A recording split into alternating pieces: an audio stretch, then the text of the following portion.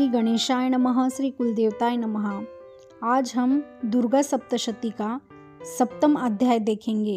सप्तमो अध्याय, चंड और मुंड का वध। मैं मातंगी देवी का ध्यान करता हूँ। वे रत्नमय सिंहासन पर बैठकर पढ़ते हुए तोते का मधुर शब्द सुन रही है। उनके शरीर का वर्ण श्याम है। वे अपना एक पैर कमल पर रखे हुए है और मस्तक पर अर्धचंद्र धारण करती है तथा कहियार पुष्पों की माला धारण किए वीणा बजाती है। उनके अंग में कसी हुई चोली शोभा पा रही है। वे लाल रंग की साड़ी पहने हाथ में शंखमय पात्र लिए हुए है। उनके वदन पर मधु का हल्का हल्का प्रभाव जान पड़ता है और ललाट में बेंदी शोभा दे रही है। ऋषि कहते हैं, तदनंतर शुंभ की आज्ञा पाकर वे चंड मुंड आदि दैत्य चतुरंगनी सेना के साथ अस्त्र शस्त्रों से सुसज्जित हो चल दिए। फिर गिरिराज हिमालय के सुवर्णमय ऊंचे शिखर पर पहुंचकर उन्होंने सिंह पर बैठी देवी को देखा। वे मंद मंद मुस्कुरा रही थी। उन्हें देखकर दैत्य लोग तत्परता से पकड़ने का उद्योग करने लगे। किसी ने धनुष तान लिया, किसी ने तलवार संभाली और कुछ लोग देवी के पास आकर खड़े हो गए। तब अंबिका ने उन शत्रुओं के प्रति बड़ा क्रोध किया। उस समय क्रोध के कारण उनका मुख काला पड़ गया, ललाट में भौहें टेढ़ी हो गई और वहां से तुरंत विकराल मुखी काली प्रकट हुई, जो तलवार और पाश लिए हुए थी। वे विचित्र खटवांग धारण किए और चीते के चर्म की साड़ी पहने नर मुंडों की माला से विभूषित थी। उनके शरीर का मांस सूख गया था, केवल हड्डियों का ढांचा था, जिससे वे अत्यंत भयंकर जान पड़ती थी। उनका मुख बहुत विशाल था। जीभ लपलपाने के कारण वे और भी डरावनी प्रतीत होती थी। उनकी आंखें भीतर को धसी हुई और कुछ लाल थी। वे अपनी भयंकर गर्जना से संपूर्ण दिशाओं को गूंजा रही थी। बड़े बड़े दैत्यों का वध करती हुई वे कालिका देवी बड़े वेग से दैत्यों की उस सेना पर टूट पड़ी और उन सबको भक्षण करने लगी। वे पार्श्व रक्षकों, अंकुशधारी महावतों, घंटा सहित कितने ही हाथियों को एक ही हाथ से पकड़कर मुंह में डाल देती थी। इसी प्रकार घोड़े, रथ और सारथी के साथ रथी सैनिकों को मुंह में डालकर वे उन्हें बड़े भयानक रूप से चबा डालती थी।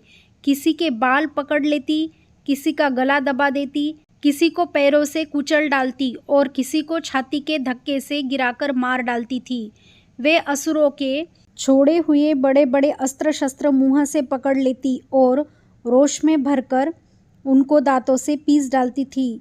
काली ने बलवान एवं दुरात्मा दैत्यों की वह सारी सेना रोन डाली, खा डाली और कितने को मार भगाया।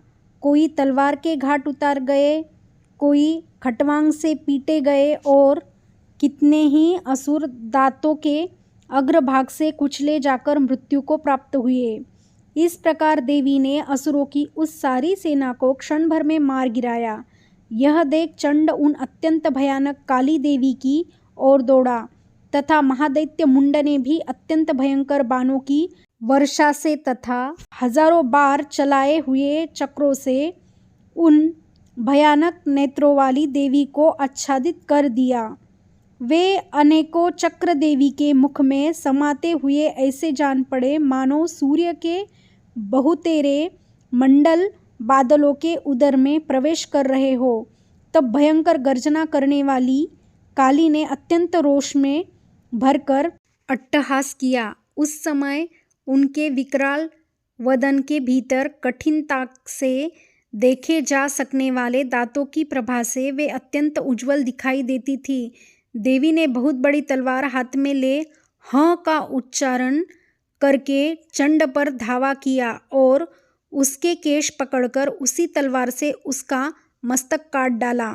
चंड को मारा गया देखकर मुंड भी देवी की ओर दौड़ा। तब देवी ने रोष में भरकर उसे भी तलवार से घायल करके धरती पर सुला दिया। महापराक्रमी चंड और मुंड को मारा गया देख मरने से बची हुई बाकी सेना भय से व्याकुल हो चारों ओर भाग गई। तदनंतर काली ने चंड और मुंड का मस्तक हाथ में ले चंडिका के पास जाकर प्रचंड अट्टहास करते हुए कहा, देवी, मैंने चंड और मुंड नामक इन 2 महापशुओं को तुम्हें भेंट किया है। अब युद्ध यज्ञ में तुम शुंभ और निशुंभ का स्वयं ही वध करना। ऋषि कहते हैं, वहां लाए हुए उन चंड मुंड नामक महादैत्यों को देखकर कल्याणमयी चंडी ने काली से मधुर वाणी में कहा, देवी, तुम चंड और मुंड को लेकर मेरे पास आई हो, इसलिए संसार में चामुंडा के नाम से तुम्हारी ख्याति होगी। इस प्रकार श्री मार्कंडेय पुराण में सावर्णिक मनवंतर की कथा के अंतर्गत देवी महात्म्य में चंड मुंड वध नामक 7वां अध्याय पूरा हुआ।